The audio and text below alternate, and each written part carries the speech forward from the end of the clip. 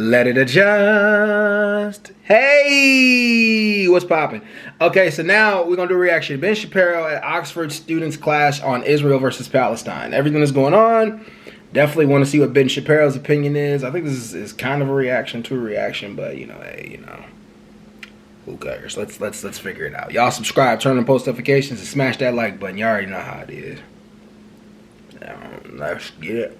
Let's go.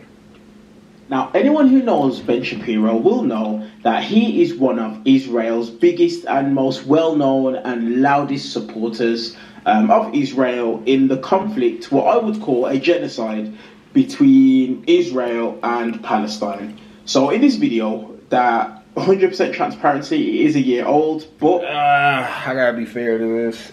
That's already biased to say it's a genocide. That's what he thinks.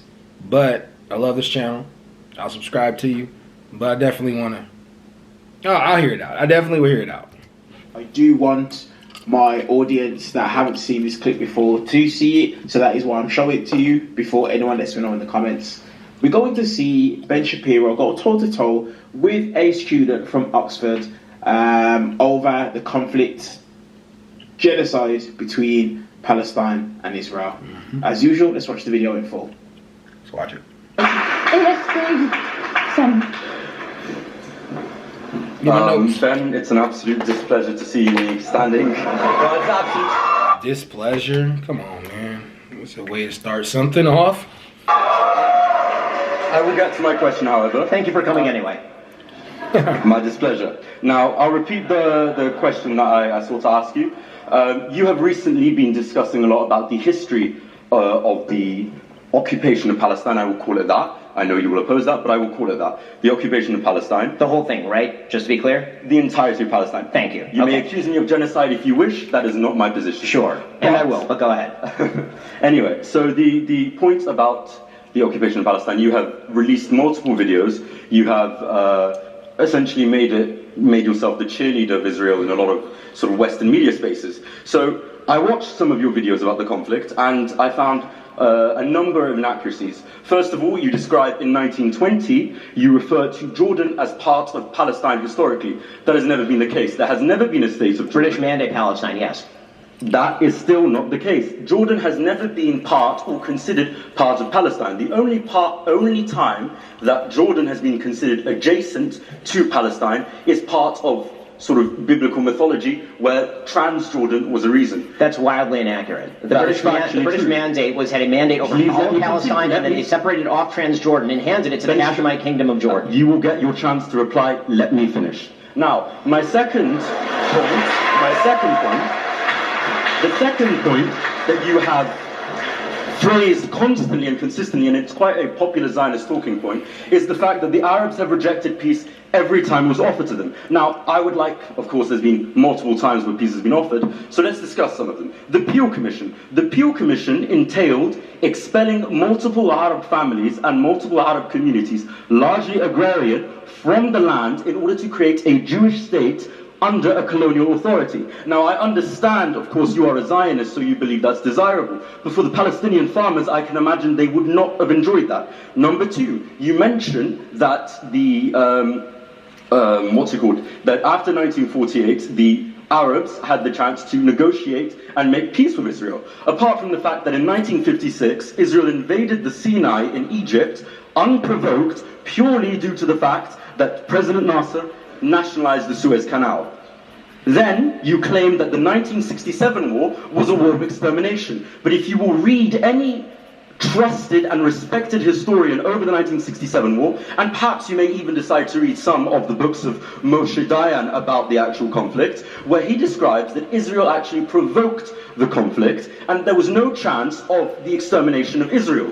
Then you claim that the 1973 war was a war of the destruction of Israel once again, which it was not. It was actually the reclaiming of the Sinai and the Golan Heights, which Israel has illegally occupied. So, you have lied multiple times. I can continue if you wish, but I would like to ask you the question.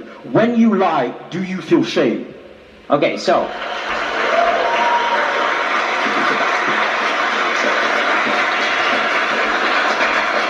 in order for me to feel shame, I would have to be lying, as opposed to you just being wrong about all of these things, which you are. So let me start from the very beginning of what you said.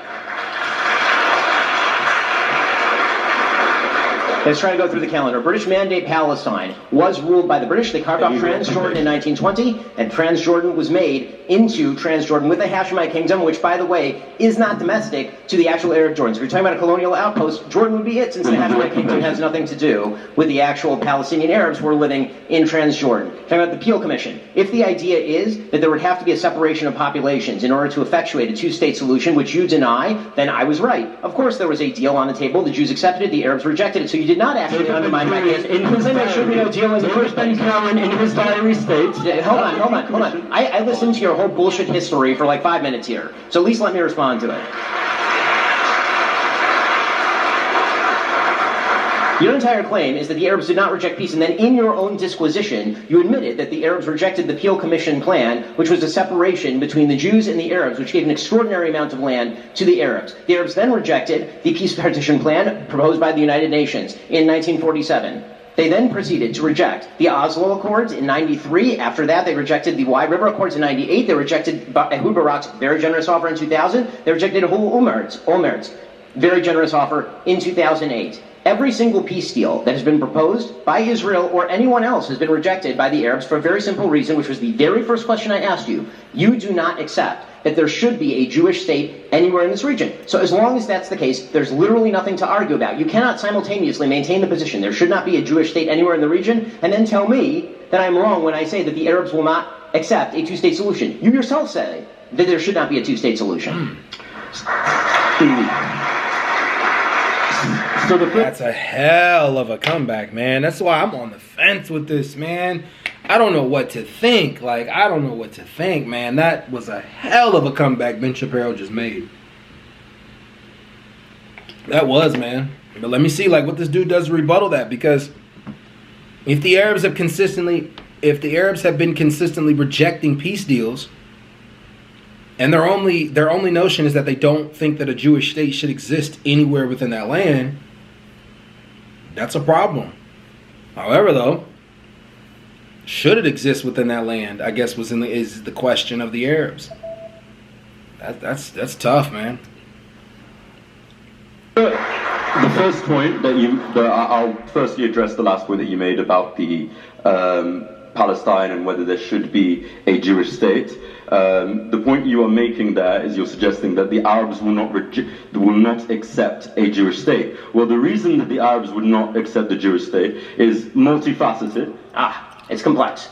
Let me finish. So, the reason that it's multifaceted is due to a variety of dynamics. The Zionist movement arrived as a settler colonial project, and it is described as that. You can read the books of Jablonski. You can read Zionist literature from the early 20th century. It states that it was a colonial project. Now let's address the lies that you mentioned. Let's address the refutation that you made. In 1937, the Peel Commission, if you read the diaries of David Ben-Gurion, he explicitly states that the partition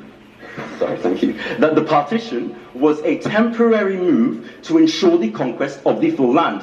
In 1948, there had already been an intercommunal civil war in Palestine, which had seen Jewish defense forces versus the Arab forces. There was already a conflict that preceded 1948. To claim that the Arabs simply rejected the UN partition plan is once again ahistorical. You then make... They literally rejected it.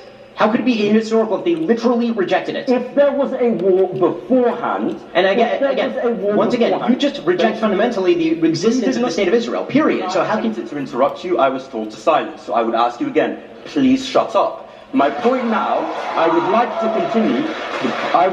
to continue, and you then mention the what was the peace plan you mentioned after? Okay, which one should we do? We finished 1948. What after? Okay, so there was the 2000 peace plan from Ehud Barak. There was the 2008 peace plan from Ehud Olmert. There was the pullout of Israel from Gaza Strip in 2005, handing it over to Hamas. Let's get the next person up now. All right.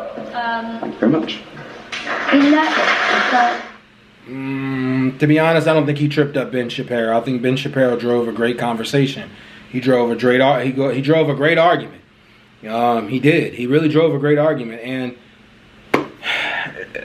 I gotta look more into this stuff, man. Because There's a lot of stuff I didn't know. I didn't know how many times they rejected peace deals. However, though, if it started in a war, and it started off colonization, it's not good either. Anyway, so I'm out, y'all. Peace.